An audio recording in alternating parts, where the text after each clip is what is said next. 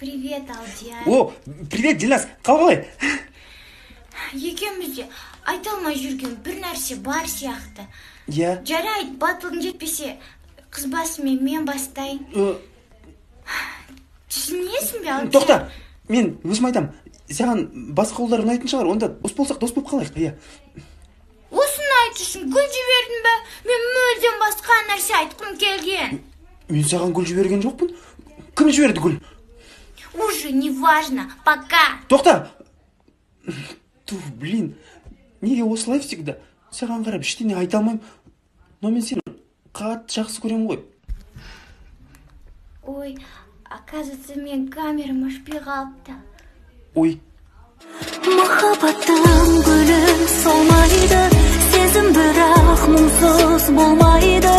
Жетпейді мың бір күн, мың бір түн айтуға сен. Алдияр, жаңағы айтқан рас па?